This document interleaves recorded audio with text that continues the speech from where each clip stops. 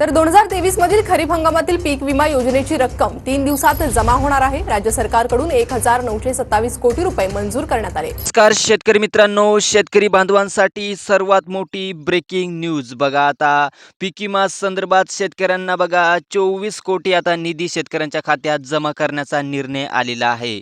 बघा केंद्र सरकारच्या या राज्यातून माध्यमातून बघा शेतकऱ्यांच्या खात्यात आता थेट आता पैसे बँक खात्यातनी आता जमा करण्याचा असा मोठा निर्णय आलेला आहे। बघा देवेंद्र फडणवीस आणि बघा दत्तात्रय बर्गे साहेब यांनीही आता निर्णय घेण्यात आलेला आहे। बघा एका बैठकीनुसार असा एक निर्णय टाकण्यात आला आहे। बघा आता या माहितीपत्रानुसार आपण आता माहिती सांगणार आहोत शेतकरी मित्रांनो। बघा या माहितीपत्रातनी आता शेतकऱ्याची संपूर्ण माहिती दिलेली आहे। कोणत्या जिल्ह्यात किती पैसे मिळणार, बघा कोणत्या जिल्ह्यातनी पैसे मिळणार चालू आहे, कोणते जिल्हे पेंडिंगवर राहतात, हे संपूर्ण माहिती या व्हिडिओच्या माध्यमातून आपण सांगणार आहे। तर व्हिडिओ शेवटपर्यंत नक्की बघावे शेतकरी मित्रांनो। तर बघा शेतकरी मित्रांनो, बघा आता महत्त्वाच्या बघा विदर्भ आणि मराठवाड्यात भागातनी आता हे संपूर्ण माहिती दिली आहे। महत्त्वाचे जिल्हेही सांगितले आहेत। बघा सर्वप्रथम यवतमाळ जिल्हा आहे, नागपूर जिल्हा आहे, चंद्रपूर जिल्हा आहे, गडचिरोली जिल्हा आहे, त्यानंतर बघा नांदेड जिल्हा आहे आणि परभणी जिल्हा आहे आणि बीड जिल्हा आहे। बघा या काही शेतकऱ्यांच्या खात्यात बघा पैसे जमा होत आहे। बघा उतरणे जिल्ह्यात आता 2 ते बघा 5 दिवसात आता हे पैसे मिळण्याचा निर्णय आलेला आहे। आता बघा सरकारच्या माध्यमातून असा मोठा निर्णय घेण्यात आलेला आहे। त्यानुसार बघा शेतकरी मित्रांनो, आता बघा शेतकऱ्यांना बघा असा निर्णय कशामुळे झाला, बघा राज्यातील शेतकऱ्यांसाठी बघा नुकसान झालेल्या घेऊन केंद्र सरकारने प्लस राज्य सरकारने पीक विमा कंपन्याची याची मोठी बैठक झाली। त्यानुसार बघा मुख्यमंत्र्यांनी बैठकीने घेतली। बघा मुख्यमंत्री देवेंद्र फडणवीस साहेब आणि बघा कृषी मंत्री दत्तात्रय बर्गे साहेब यांनी हा असा महत्त्वाचा निर्णय घेण्यात आलेला आहे। बघा त्यानंतर बघा शेतकरी मित्रांनो, बघा पैसे जमा सुरू झाले आहे। बघा 14 कोटीचे वाटप आता सुरू झालेले आहे। बघा ते पैसे जमाही झाले आहेत। तर बघा यवतमाळ जिल्हा सर्वप्रथम, बघा यवतमाळ जिल्ह्यात बघा अंदाजे बघा 220 कोटी इतके रुपये आता जमा झाले आहे। बघा स्थिती बघा त्याची सुरू झाली आहे, योजनाचे पैसे आता जमा होण्यास सुरू झालेली आहे। त्यानंतर बघा नागपूर जिल्ह्यामध्ये 180 बघा तिथेही सुरू झालेली आहे तिथी। बघा चंद्रपूर जिल्ह्यामध्ये 170 कोटी आणि त्यानंतर बघा गडचिरोली जिल्ह्यामध्ये 120 कोटी इतकी निधी जमा झाल्याची सुरुवात झाली आहे। बघा नांदेड जिल्ह्यामध्ये 150 कोटी इतकी निधी जमा झालेली आहे। त्यानंतर परभणी जिल्ह्यात बघा 110 कोटी निधी जमा झाली आहे। बीड जिल्ह्यात बघा 130 कोटी निधी जमा झाली आहे। बघा इथं स्थिती दाखवत आहे शेतकरी मित्रांनो। या स्थितीनुसार बघा स्थिती म्हणजे बघा शेतकऱ्यांचे पैसे जमा झाले आहे म्हणजे टाकलेले आहेत, यानुसार ही स्थिती दाखवत आहे शेतकऱ्यांचे पैसे। आता बघा पेंडिंगवालेही आपण बघणार आहोत। त्याआधी बघा आता पैसे कोणत्या शेतकऱ्याच्या खात्यात आता जमा झालेच आहे हे आपण आता बघणार आहोत। त्यानंतर बघा पुढचा विभागात जिल्हा म्हणजे बघा बीड जिल्हा झाल्यानंतर बघा लातूर जिल्ह्यामध्ये 100 कोटी इतकी निधी आता जमा करण्यात आलेली आहे। त्यानंतर बघा धाराशिव जिल्ह्यामध्ये 90 कोटी इतकी निधी जमा झाली आहे। त्यानंतर बघा जळगाव जिल्ह्यामध्ये बघा 95 कोटी, धुळे जिल्ह्यामध्ये बघा 80 कोटी आणि नंदुरबार जिल्ह्यामध्ये 70 कोटी आणि बुलढाणा जिल्ह्यामध्ये बघा 85 कोटी आणि त्यानंतर अकोला जिल्ह्यामध्ये 75 कोटी आणि वाशिम जिल्ह्यामध्ये 65 कोटी अशी निधी सुरू झालेली आहे आणि टाकलेली आहे। आता शेतकऱ्यांच्या खात्यात 2 ते 3 दिवसात पडणार आहे। बघा बीड, लातूर, धाराशिव, जळगाव, धुळे, नंदुरबार, बुलढाणा, अकोला आणि वाशिम बघा अशी जिल्ह्यात। त्यानंतर बघा आता आपण बघूया बघा जिल्ह्यात आता पेंडिंग पडलेली शेतकऱ्यांचे पैसे म्हणजे की प्रक्रिया चालू आहे, ते पैसे अजून पडणार आहेत पण निर्णय अजून झालेला नाही, वेळ लागणार आहे। तर अंदाजे आता जिल्हे दिले आहे, अंदाजे आपण आता स्थितीही बघणार आहोत। बघा सर्वप्रथम जिल्हा आहे छत्रपती संभाजीनगर, या जिल्ह्यामध्ये बघा 90 कोटी इतकी निधी आता जमा करण्यात आलेली आहे। त्यानंतर बघा याची प्रक्रिया चालू आहे म्हणजे बघा हे पेंडिंगवर आहे, पेंडिंगवर आता हे 2 ते 3 दिवसात हे आता पैसे आता पडणार आहेत। बघा त्यानंतर जालना जिल्हा, जालना जिल्ह्यात बघा 80 कोटी, त्यानंतर हिंगोली जिल्ह्यामध्ये 70 कोटी, अमरावती जिल्ह्यामध्ये बघा 100 कोटी, त्यानंतर बघा वर्धा जिल्ह्यामध्ये 85 कोटी, भंडारी जिल्ह्यामध्ये बघा 75 कोटी आणि त्यानंतर गोंदिया जिल्ह्यामध्ये बघा 65 कोटी।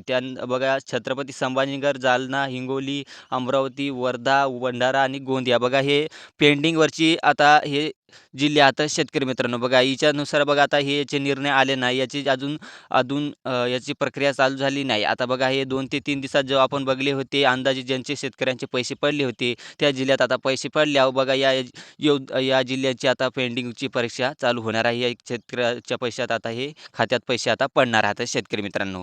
त्यानंतर बघा ज्या शेतकऱ्यांच्या खात्यात अजूनही पैसे मिळालेच नाही तर बघा लवकरच वाटप सुरू करण्यात आले आहे।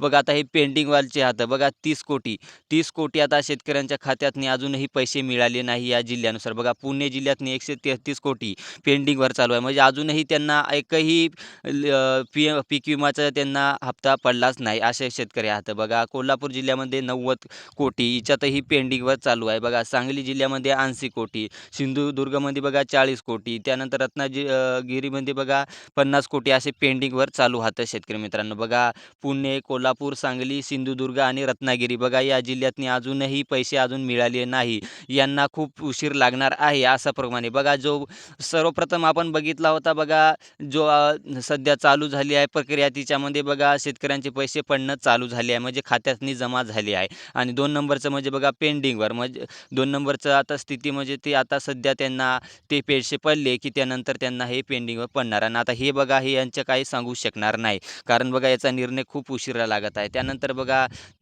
ठाणे जिल्ह्यात 65 बघा, पालघर जिल्ह्यामध्ये 55, रायगड जिल्ह्यामध्ये 65, जिल्ह्यामध्ये 10 कोटी, मुंबई उपनगरमध्ये 15 कोटी, नाशिकमध्ये 120 कोटी असे पेंडिंगवर चालू आता बघा ठाणे, पालघर, रायगड, मुंबई आणि मुंबई उपनगर आणि नाशिक बघा असे जिल्हे आहेत. त्यानंतर शेतकरी मित्रांनो बघा आता तुम्हाला माहीत आहे बघा एकूण बघा सुरू किती झाले बघा 1400 कोटी इतके सुरू झालेले आहे आणि त्यानंतर बघा प्रक्रियामध्ये किती चालू आहे 70 कोटी प्रक्रिया चालू आहे. पेंडिंगवर बघा 300 कोटी चालू आहे. म्हणजे टोटल बघा 2400 कोटी इतके शेतकऱ्यांच्या खात्यात पैसे पडणार आहेत. पण 2400 कोटीमध्ये बघा 1400 कोटी म्हणजे की बघा 1400 कोटीची प्रक्रिया चालू झाली आहे म्हणजे पैसे जमा होण्यास सुरुवात झाली आहे आणि बघा 700 कोटी आता प्रक्रिया चालू झालेली आहे म्हणजे आता पडणार आहे आणि पेंडिंगवर बघा 300 कोटी अशी पेंडिंग आहे. टोटल आता 24 कोटी इतका निधी आता शेतकऱ्यांच्या खात्यात जमा करण्याचा आलेला आहे. बघा कोणाला पीक विमा पैसे मिळाले आहेत हे कसे जमा झाले आहेत शेतकऱ्यांच्या खात्यातनी कसे झाले हे आता आपण बघणार आहोत.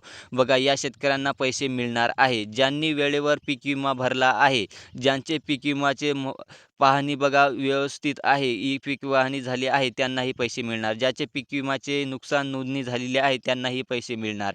ज्यांचा पीक विमा खात्यातनी बघा आधार कार्ड लिंक डीबीटीद्वारे रेडी आहे त्यांनाही आता हे पैसे मिळणार आता बघा या कारणानुसार.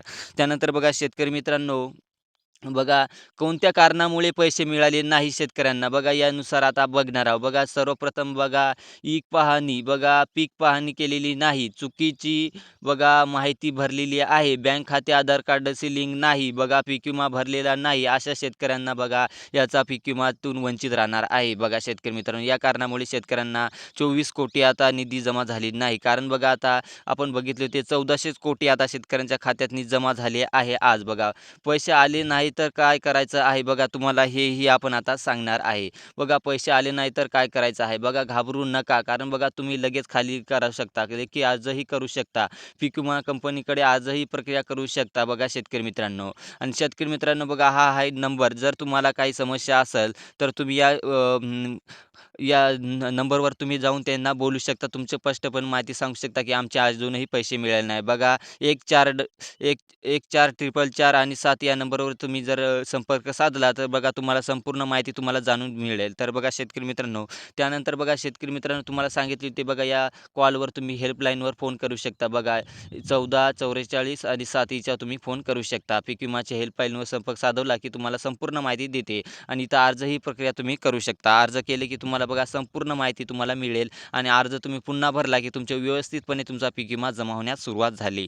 तर बघा शेतकरी मित्रांनो तुम्हाला समस्या असेल तर या हेल्पलाईनवर फोन करा आणि तुम्हाला समस्या निकळ होईल. कारण बघा आता शेतकरी मित्रांनो 1400 कोटी इतके शेतकऱ्यांच्या खात्यातनी जमा होत आहे. त्यानंतर बघा 24 कोटीची निधी अजून जमा झाली नाही पण 24 कोटी निधी आता शेतकऱ्यांच्या खात्यात जमा होण्यात येत आहे. तर बघा शेतकरी मित्रांनो व्हिडिओ कसा वाटला तेही कळवा आणि चॅनलला आपल्या सबस्क्राईब नाही केला असेल तर करून जा जेणेकरून तुम्हाला बघा अशी माहिती सर्वात आधी पाहायला मिळेल. तर बघा ही सूचनानुसार आपण स्पष्टीकरण सत्य माहिती दिली. तर भेटूया पुढच्या व्हिडिओमध्ये. धन्यवाद.